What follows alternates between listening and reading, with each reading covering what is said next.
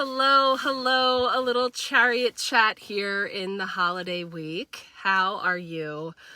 I am in that stage where I'm not quite sure what day it is, and everything is just a foggy food extravaganza of, eating cheese and sweets and all the things. But I did leave my house today. I actually just was getting a little trim and a little do for the end of the year. Which is helping me to feel better because I was a little under the weather over the Christmas holiday here and feeling better a little bit every day. But I wanted to pop on and just say hello. And I was just sort of thinking about our cards here this week as we wind down our collective messages for the week. And today's being the Nine of Pentacles and the way that had brought through messages around really reflecting on all of the self-made abundance that you have brought into your life this year. That when you reflect back on January you versus December you and where you find yourself here, really being able to sift through the fruits of all of it, all of the things that, and there was a play on the pentacles in the winter weight deck looking like those tomato pin cushions. So, I'm sticking with that tomato reference of the real fruit that has come forward. And yes, some rotten tomatoes, some things that, have all been a part of the process of learning, growing, healing, and expanding through this year. And one of the things that I will be touching on for sure on Sunday when we have our final collective card pull for this year, for the week ahead, one of the astrological events that's taking place is Chiron, the asteroid of the wounded healer, having been retrograde since July, will be stationing direct on the 29th.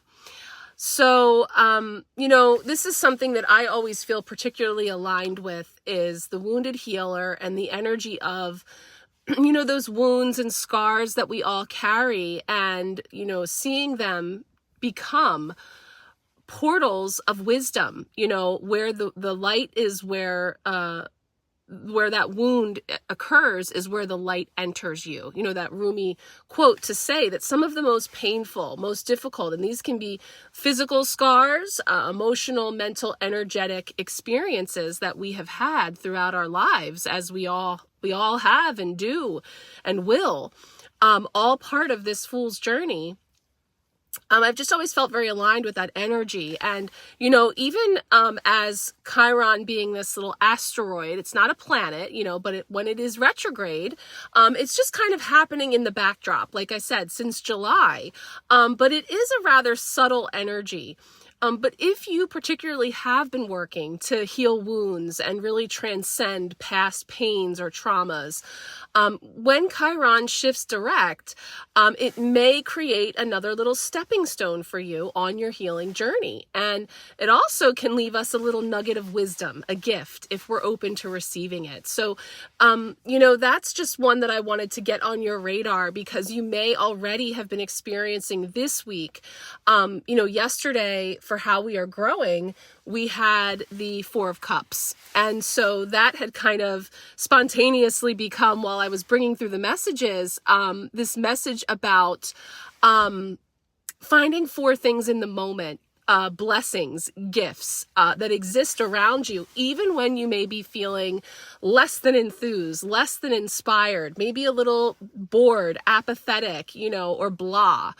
But again, that is not said in a way that says, hey, just be grateful, because that's frustrating too. Nobody wants to hear that. Sometimes we need a minute, and so it's really having more grace for yourself to be where you are and recognize that, amongst all of these many tomatoes, there are some rotten ones. There's some mush to sort through, and with this layer of looking at it through the lens of Chiron, as I said, known as the wounded healer, because it represents that power that we all have to really rise up from our wounds and turn them into those powerful sources of healing. So, it gives us an opportunity to really bridge and connect our inner world with the outer world, because it really helps us to embrace that place of one state of consciousness and the next. It's a bridge. So, it's not looking for, this is an energy that's not looking for us to look at our wounds and our past as weaknesses, but rather those portals of strength, wisdom, compassion, kindness, and love. Because all of these things are what are often birthed out of our traumas and our pains. And, so it's a really beautiful energy. And like I said, it's one that I have done. I actually have a Chiron spread that I've offered in the past. So I've done some readings that are on my YouTube channel where we've brought through just some timeless information about Chiron and working with those energies. So I don't know, I'm just feeling a little nod to share about that. And before I came on here, I went on my Wisdom of the Oracle app just to pull a card for us. And I was not surprised at all when I got Round and Round. So Round and Round is that spiral card that looks like the coming around again, the ammonite fossil, a symbol that has been on our altar all month, that I do bring up often to really put some perspective around, when we are cycling through familiar frequencies, places that we've been before that maybe do feel heavy, feel challenging, that are bringing up for us a lot, that we have this opportunity to see ourselves looking down upon those circumstances through a new lens that now has the strength, wisdom, compassion, kindness, and love that we have gleaned from the prior experiences. So it's all just kind of coming together. I'm going to pop up here for you a picture of the card. I pulled it right at 2:00 on the dot. So it definitely brings us to that point of two, that choice point, that coming together of the two, so that we can then move forward with that midway perspective. So let's take a look at the card that came. Hello. So this is the card that just popped up at 2:00 on the dot, Round and Round. And it really does highlight that spiral quality of things and the way that they can and do come around again, inevitably. And this is things of all kinds. It doesn't just have to be the heavy, difficult, challenging things. It's coming around again that perhaps we could be on an upswing. We could be feeling a renewed motivation or inspiration to do, of course, 'tis the season that a lot of people want to start making, whether they be resolutions. I don't really subscribe to resolutions per se, but visions, goals, intentions for a new year, clean slate, fresh start. We could find ourselves coming round and round in that way. It's not lost on me that this is card 25 as we are ready to round the clock to 2025 and bring around yet another new year. So I thought there was a lot of layers to this card that could be really speaking to all of us here who come here in divine timing and hear this message in no particular time and space, that there is something in here for you. Now, I'm just going to bring up for you some of the oracle interpretation of this card, just so you can have an opportunity for a screenshot moment or just tune into, some of the more expanded meanings of this card to see how it might be coming up for you. So again, this card brings up for us this essential meaning of the spiral quality of events. When a lesson isn't quite integrated, these cycles that we could be challenged to break, feeling like that coming around again, revisiting a pattern from a new perspective. And that's really what I think is so beautiful about the symbolism of this card and the message that it brings forward as a reminder that even though it may appear that you've gone backwards, like I can't believe I'm still stirring the same old thing around or that this thing is coming up again, that the truth is that you are standing at a higher level, right? Looking down into your circumstances. And each time you do that, you learn something, right? You might do something better. It breaks a cycle that has been set up in the past. So it brings in that expansive bird's eye view of those initial footprints that you can really access the wisdom and lessons learned. And so, you know, being that today's card was the 9 of Pentacles, and 9 being that number of culmination, 9 in fact being the numerological year that we are moving into, as 2025 adds up to that 9. We've been talking about that a lot, and much more to come under that umbrella. That 9 is really this culmination, completion, you know, kind of coming to this fever pitch where we're just about there. And so that can certainly bring with it a whole host of not just feelings, but all the unfinished loose end things that are all vying to be seen, to be integrated, released, shed, transmuted, you know, however they're appearing for you. Now, it's all lining up that, as I mentioned, Chiron stationing direct on the 29th.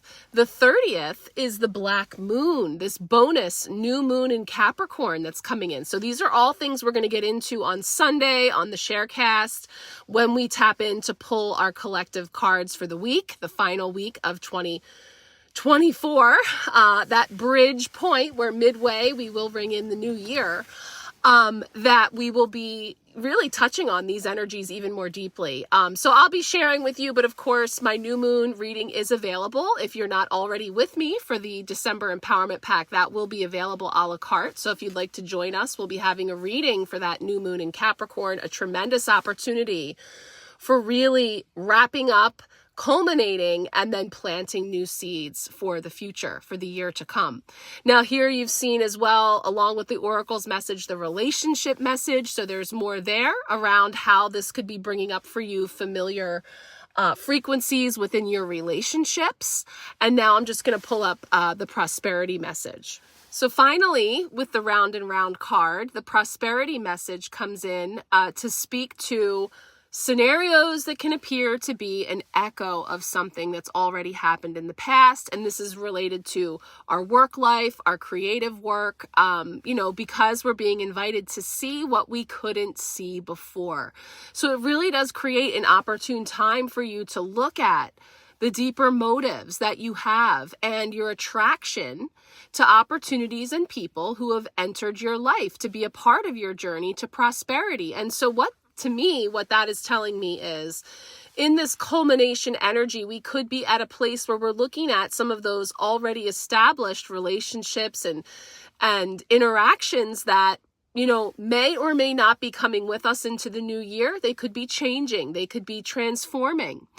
You know, we had the death card this week as our potential block or challenge. Transformation and change, metamorphosis, right? Picked clean to the bone, shedding the skins of the soul. So this includes, you know, under the umbrella of prosperity, under the notion of bringing into our life all of that abundance, that 9 of Pentacles goodness in our gardens, does include the turning over of the soil, which can include some of those partnerships, alliances, agreements, contracts, and other things that may have served that we are ready to move on from. But also, you know, we could be seeing what is around us that's actually helping us, supporting us, and that feels aligned into the new year.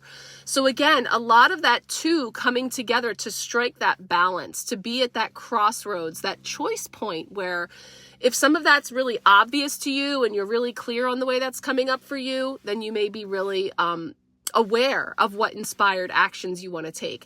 If you're not really sure, you know, this is having some questions here to reflect upon. People, places, and things that have been a part of your journey to prosperity. Who helps you to navigate it? who sabotages you, who supports you? You know, what are the familiar signs and what are your responses to them when you find yourself in a repeat pattern of the past? So it brings forward this good time for you to really sit with that, reflect on it, and really meditate or pray on something, but also brings forward the opportunity to work with a coach or mentor who can help you. And again, this is where, if you feel that a reading could support you, the new moon in Capricorn reading could be a wonderful way to wind down this year and get some clarity on exactly what intentions you're setting for the new year. Or, you know, any other way that you may be guided. I would love to work with you and support you in any way that I can.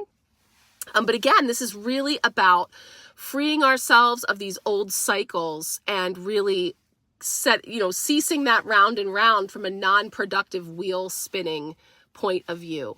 Finally, the protection message is when the card comes up in reverse, which it did not. But like I said, if you are feeling particularly challenged about like a Groundhog Day quality of things going around and round and feeling like you're spinning your wheels, that portion of the message may speak to you if you wanted to take a screenshot here and reflect on that.